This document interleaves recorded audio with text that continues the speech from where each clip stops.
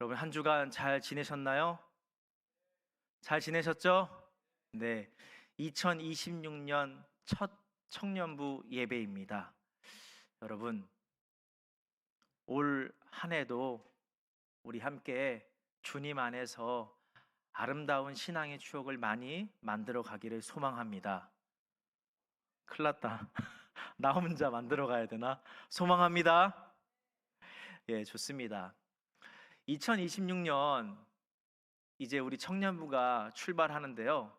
그래서 25년 12월 달에 우리 새 임원진들하고 우리 청년 공동체의 2026년 나아갈 방향성에 대해서 우리가 이야기를 나누었습니다.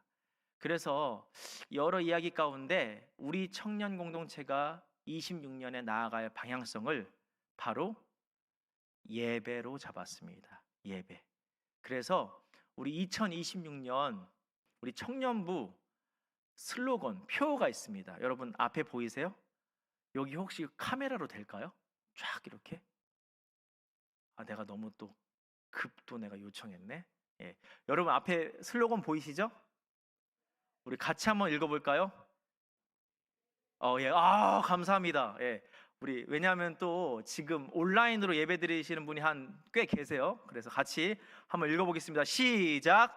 예배 위에 서는 주님 위에 사는 청년. 네.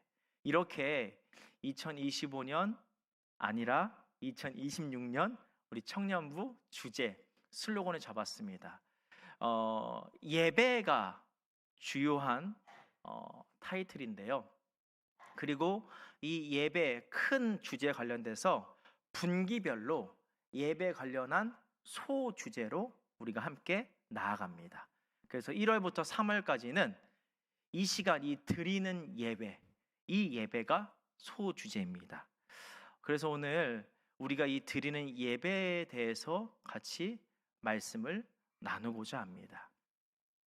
여러분 오늘 본문에는 한 사마리아 여인과 예수님의 대화가 등장합니다. 그런데 먼저 우리가 이 사마리아 여인에 대해서 조금 알아보아야 합니다. 우리 같이 사마리아 여인은 어떤 사람인지 요한복음 4장 18절 말씀을 읽어보겠습니다. 너에게 남편 5이 있었고 지금 있는 자도 내 남편이 아니니 내 말이 참되도다. 이 우물에 물을 기르러 온 사마리아 여인 그리고 예수님과 만나는데요. 이 사마리아 여인이 지금 어떤 사람인가요? 남편이 총 6이에요. 5이 있었고 지금도 있는 자 6명이죠. 여러분 남편 6 있는 여인 여러분 어떻게 바라봐지시나요? 보통 우리는 부정적인 시선으로 바라보죠. 좀 더 정확히 말씀드리면 음란한 여인 혹은 문란한 여인으로 우리가 바라볼 수 있습니다. 그런데 이 당시 시대 배경을 보면 이 여인을 우리가 달리 볼 수 있습니다. 지금은 우리나라에 그런 모습들이 많이 사라졌죠. 이 가부장적인 모습 많이 사라졌죠. 근데 이 당시는 가부장적인 것을 뛰어넘어서 남자가 모든 것들을 좌지우지하는 시대였습니다. 그래서 남자들이 쉽게 여인과 결혼해서 살다가 그 여인을 버립니다. 쉽게 남자들이 자기가 마음에 안 들거나 혹은 자기가 불편한 모습이 있으면 그냥 자기 아내를 버려버립니다. 그리고 또 다른 아내를 취합니다. 이것이 통용되던 시대였습니다. 여러분 그렇다면 이 시대의 배경 속에서 지금 이 여인은 어떤가요? 5명의 남자에게 버림을 받은 여인이죠. 그래서 이 여인이 17절에 보면 이렇게 나와 있습니다. 여자가 대답하여 이르되 나는 남편이 없나이다. 예수께서 이르시되 내가 남편이 없다는 말이 옳도다. 예수님, 다 버렸어요. 진짜 남편 없어요. 그래서 이 여인은 버림받았다라는 그 사람들의 시선, 사람들의 이야기로 인해서 이 물도 사실 12시에 떨어옵니다. 오후 12시에. 여러분, 오후 12시면 해가 가장 뜨거울 때죠. 그러니까 물 들어오는 사람이 없는 거예요.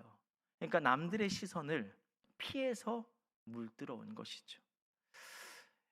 지금 5명에게 버림받은 여인, 이 여인의 심정, 버림받은 것에 대한 사람의 불신도 있을 것이고요, 원망도 있을 것이고요, 심지어 우울증과 대인 기피증, 이렇게 이 여인을 해석해 볼 수 있죠. 그래서 12시에 물기러 온 것을 또 우리가 해석해 볼 수 있는 것입니다.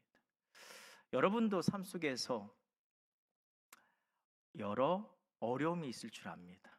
고민이 있을 줄 압니다. 제가 여러분 사실 이런 기도를 많이 해요. 하나님, 청년들의 아픔을 조금 느끼게 해주세요. 청년들의 아픔을 깨닫게 해주세요. 왜냐하면 제가 솔직히 여러분들에게 마음은 있는데 잘 많이 정확히 몰라요. 그렇다고 제가 여러분들한테 갑자기 어느 날 자매님 어디가 힘들어요? 이렇게 물어보면 너무 센스가 없는 사역자잖아요. 근데 반대로 여러분들이 저한테 뭐 기도 요청 많이 안 하시더라고요. 그래서 기도해요. 하나님께. 하나님 느끼게 해주세요. 느끼게 해주세요. 분명히 여러분들도 이 사마리아 여인처럼 아픔도 있을 것이고 어려움도 있을 것이고 상처도 있을 것이고 때때로 우울감에 함몰될 때도 있을 것이고 때로는 사람들을 마주하고 싶지 않을 때도 있을 것입니다. 이런 상황 속에서 저는 본문을 읽어가는데요, 제가 이 본문을 몇 번 읽었지만 계속 이해가 안 되는 게 있었어요. 여러분, 지금 예수님과 이 사마리아 여인이 물을 기르면서 대화를 하죠. 그리고 이 여인의 과거사가 그리고 현재까지의 모습이 드러나죠. 그런데 20절에 여인이 예수님께 갑자기 이렇게 말합니다. 우리 같이 한번 읽어볼까요? 20절이요. 우리 조상들은 이 산에서 예배하였는데 당신들의 말은 예배할 곳이 예루살렘에 있다 하더이다. 여러분 어떠세요? 생뚱맞지 않으세요? 물 길러 왔어요? 그러다가 저는 남편 5, 그렇구나, 너 1명 지금 더 있고 하는데 갑자기 이 여자가 어떤 얘기를 해요? 예배에 관한 얘기를 합니다. 너무 생뚱맞아요. 저는 그동안 이 본문을 계속 읽으면서 처음에는 그냥 넘어가지 했는데 읽으면 읽을수록 왜 이렇게 갑자기 전환되는 거지? 뭐지? 이게 성경의 기록의 잘못인가? 근데 기록의 잘못이었다면 요즘 시대로 치면 아마 재해석된 본이 나왔을 거예요. 어떤 설이 나오고. 그런데 여러분, 잘못된 것이 아니라 이 여인이 갖고 있는 중심, 그로 인한 하나님의 메시지가 있더라고요. 어떤 것이냐? 내 문제, 내가 가지고 있는 어려움, 내가 가지고 있는 감정, 그것 때문에 예배를 놓는 것이 아니라 그 가운데서도 예배를 향하는 것. 어떠한 상황에서도 예배를 놓지 않는 것. 내 삶의 우선순위가 늘 영순위, 예배해야 한다라는 메시지인 것입니다. 이 여인, 여러분 누구보다도 아픔에 휩싸인 인생입니다. 좀 더 우리끼리 솔직히 얘기하자면 망가진 인생이라고 볼 수 있죠. 그럼에도 불구하고 이 여인은 19절에 이렇게 나옵니다. 여자가 이르되 주여 내가 보니 선지자로소이다.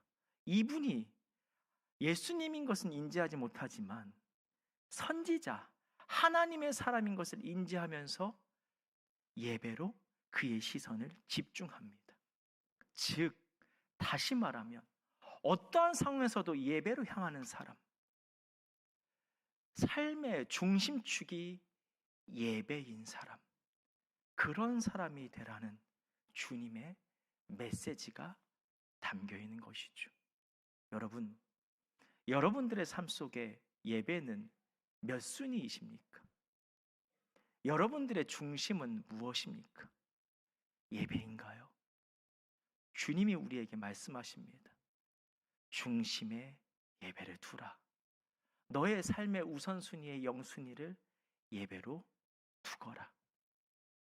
여러분, 어려울 때, 힘들 때, 고민될 때, 삶의 무게가 많을 때 예배를 중심에 두고 예배를 영순위로 두는 게 쉬운가요? 어려워요. 그럼에도 불구하고 이 자리에 나오신 여러분들을 축복합니다. 어려운데요. 그런데 여러분, 그렇게 예배를 영순위로 둘 때 주님께서 반드시 삶 가운데 역사하십니다. 제가 예전에 어려움이 있었어요. 20대 때예요. 여러분, 20대 때 어려우면요, 크게 보면 두 가지예요. 하나는 취업 진로, 그쵸? 또 하나는 뭘까요? 연애.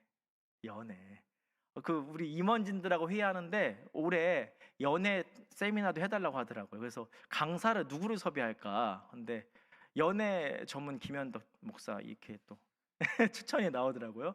연애. 여러분, 제가 그 힘든 군대 생활 속에서 4년 만난 여자친구한테 까였어요. 어느 날 갑자기 연락이 안 되고 갑자기 그만 만나자고 하는 거예요. 오늘 아내랑 루빈이랑 첫 예배 나왔는데 조금 이게 아주 뭐 이상한 정반대된 얘기인데 괜찮아요. 우리는 뭐 과거를 다 서로 털어놨으니까. 예. 갑자기 헤어지자 그러고, 사실 결혼까지 생각했던 상대였거든요. 뭐 이거 괜찮아요. 다 얘기했으니까 아내랑. 여러분, 군대에서 갑자기 안 괜찮다고요? 그 당시엔 안 괜찮았어요. 예. 군대에서 갑자기 4년 만난 여자친구한테 이별 통보 받으면 여러분 어때요? 마탱이 가죠. 정신이 잃어요, 여러분. 진짜 뭐지? 그리고 아시죠? 슬픈 노래 나오면 그 노래가 다 내 노래. 눈물이 그냥 나고. 예. 그리고 뭐 그거 있잖아요. 후회. 이렇게 할 걸. 그때 이렇게 했으면 헤어지지 않았을 텐데. 혹은 이렇게 했으면 우리가 더 괜찮았을 텐데. 여러분, 그렇게 방황하다가 제가 붙든 게 있어요. 바로 예배예요. 예배. 부대에서 영외, 부대 밖에 제가 교회를 다녔는데 차로 20분 걸렸어요.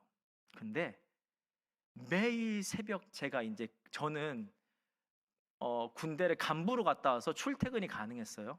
혹시나 이제 이해가 안 가실까봐 매일 새벽 있죠. 왕복 40분이잖아요. 군대 이렇게. 근데 집은 군대에 있었어요. 이래야 이해가 가지. 매일 새벽에 왕복 40분 새벽기도 가서 예배 드렸어요. 여러분, 처음에는 아무런 음성이 없어요. 하나님, 왜 헤어진 거죠? 하나님, 왜 헤어진 거죠? 다음 날도 물어요. 하나님, 도대체 뭐가 문제죠?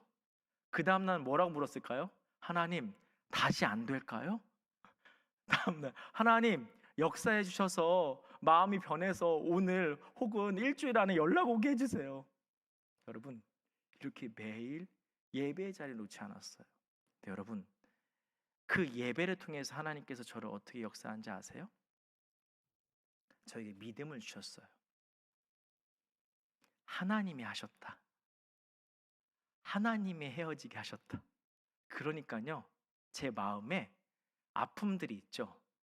그 고민과 어떤 그 후회들이 있죠. 딱 멈추는 거예요. 여러분, 어떠한 상황에서도 예배를 놓지 않으면, 혹은 우리의 문제와 어려움 가운데서도 예배의 자리 나오면 주님께서 그 상황, 그 문제, 여러분들이 갖고 있는 고민에 하나님의 손길을 더하여 주실 줄로 믿습니다. 아멘이 없네요. 더하여 주실 줄로 믿습니다. 여러분, 제가 예배 나가기 전에 어땠을까요? 이 사람 저 사람 가서 하소연 많이 했죠. 아는 주변의 지인들한테. 걔가 나 깠어. 말이 돼? 누가 잘못한 거야? 난 잘못 없잖아. 이게 말이 돼? 사람들의 위로를 바랬던 거죠. 위로가 있었죠. 근데 그때뿐이더라고요. 근데 예배 자리 가운데 나아가서 그 끊이지 않는 예배의 순간순간을 통해서 주님께서 내게 말씀하시니까, 내게 감동을 주시니까 그 주님의 예배 가운데 역사가 제 그 문제와 어려움을 해결케 하시더라고요. 주님 앞에서 예배로 나아갔을 때 주님께서 저에게 내가 하셨다라는 그 딱 깨달음을 주실 때 그 이후로는 딱 마음이, 감정이 정리가 되더라고요. 그리고 어떻게 되는지 아세요? 진짜 대단해요. 그를 위한 축복 기도를 하게 되더라고요. 하나님, 저도 좋은 사람 만나게 해주시고요. 그 사람도 좋은 사람 만나게 해주세요. 하나님, 우리가 시간이 지나서 우연히 만나더라도 우연히 혹시 만나면 하나님 앞에서 아름답게 쓰임받는 모습으로 만나게 해주세요. 이렇게 하나님께서 제가 예배의 자리를 붙드니까 저를 끝까지 하나님이 원하시는 사람으로 이끄시더라고요. 어떠한 상황에서도 예배를 놓지 않은 사람, 그 예배자를 주님께서 귀히 여기시며 그의 삶의 여러 가지 문제와 고민들 또한 아픔들을 어루만져 주시는 것입니다. 근데 여러분, 이렇게 예배가 삶의 중심의 축에 있는 사람, 예배가 삶의 우선순위에 있는 사람 가운데 중요한 한 가지가 있습니다. 우리 같이 21절 말씀을 한번 읽어보죠. 읽겠습니다. 예수께서 이르시되 여자여 내 말을 믿으라. 이 산에서도 말고 예루살렘에서도 말고 너희가 아버지께 예배할 때가 이르리라. 여러분 잘 보세요. 여자가, 이 사마리아 여인이 그의 중심에 예배가 있기에 예수님께 물었어요. 예수님, 그러면 예배 어디서 드려야 해요? 장소에 대해서 묻는 거예요. 여기요, 지금? 아니면 예루살렘이요? 근데 예수님이 뭐라고 말씀하세요? 이 산에서도 말고 예루살렘에서도 말고. 그리고 우리 같이 23절과 24절 말씀을 읽어보겠습니다. 아버지께 참되게 예배하는 자들은 영과 진리로 예배할 때가 오나니 곧 이때라. 아버지께서는 자기에게 이렇게 예배하는 자들을 찾으시느니라. 하나님은 영이시니 예배하는 자가 영과 진리로 예배할지니라. 아멘. 하나님은 영이시니 영과 진리로 예배할지니라.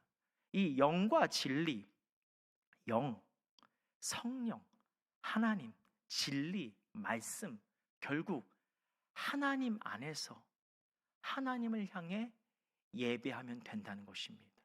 장소가 문제가 아니라 어느 장소이든지 하나님을 향해 예배하면 되는 것. 여러분, 이것이 우리에게 주는 것이 있습니다. 우리의 삶의 중심 축, 어떠한 상황에서도 예배를 중심에 두는 것, 어떠한 상황에서도 예배를 우선순위로 둘 때 그 중심과 우선순위 가운데 온전히 온 마음을 다해 하나님께 예배하는 그 모습이 삶 가운데 있어야 한다는 것입니다. 다시 말해 24절은 하나님 안에서, 영과 진리 하나님 안에서라고 해석할 수 있지만 오늘 말씀을 처음부터 끝까지 다 훑어서 이 말씀을 정리해 보자면 삶의 중심축이 예배인 사람, 삶의 우선순위의 영순위가 예배인 사람, 그 중심 가지고 온 마음을 다해 예배를 드리라는 것입니다. 그럴 때 주님께서 그의 삶의 문제, 여러 가지 어려움, 고민들 가운데 역사하신다는 것이죠. 여러분, 온 마음을 다해 예배드린다는 것은 무엇일까요? 추상적이지 않습니다. 제가 여러분들과 이것에 대해서 조금 구체적으로 나눠보려고 합니다. 여러분, 온 마음을 다해 예배드린다는 것, 우리의 모든 힘과 모든 마음을 주님께 쏟는다는 것이죠. 그래서 조심스러워요, 여러분. 제가 찬양팀에게 기도해달라고 했는데 우리의 온 마음과 힘을 다 쏟는다면 어떤 모습이 나올까요? 12시 45분에 예배 있죠? 12시 35분에 나와서 40분에 나와서 예배를 사모하며 하나님의 역사하심을 기도하며 예배를 준비하는 자. 여러분, 전날도 바라지 않습니다. 전날도 바라지 않아요. 조금 일찍 나와서 사모하는 마음으로 예배를 위해 기도하며 주실 은혜를 간구하며 예배를 준비하는 사람. 예배 가운데 우리의 마음에 여러 가지 생각을 내려놓으려고 몸부림치며 오직 하나님만 바라보며 예배하는 사람. 여러분, 그 예배자 가운데 주님의 손길이 함께 하신다고 말씀하고 계십니다. 사랑하는 여러분, 우리 청년 공동체는 올해 예배에 목숨을 걸 것입니다. 예배보다 그 어떤 것도 중요한 것은 없습니다. 그래서 앞에서 안내 서죠? 마지노선 시간은 50분까지입니다. 12시 50분 되면 다 예배 드립니다. 그리고 앞으로 우리 청년 공동체는 방송실 다 섬기지 않는 것으로 갈 것입니다. 이 본당에서 다 주님께 예배 드릴 것입니다. 그리고 우리 청년 공동체는 예배에 관람하거나 관망하는 예배자가 아니라 예배에 참여하는 공동체가 될 것입니다. 그래서 다음 주부터 우리 임원단이 예배 가운데 특송을 합니다. 이제 우리도 돌아가면서 하나님께 예배 가운데 또 특별한 영광을 올려드릴 것입니다. 그래서 우리 청년 공동체는 이제 오늘부터 파송의 찬양을 합니다. 삶 가운데서도 예배를 놓지 않으려는 고백의 몸부림을 드리며 이 전을 나아가는 것입니다. 사랑하는 여러분, 그 어떤 것보다도 예배보다 중요한 것은 없습니다. 주님이 오늘 사마리아 여인을 통해서 우리에게 말씀하십니다. 예배를 가장 우선순위로 두거라. 그리고 그 예배를 위해 너의 온 마음을 다하여라. 그렇게 2026년을 살아내는 우리 모두가 되기를 소망합니다.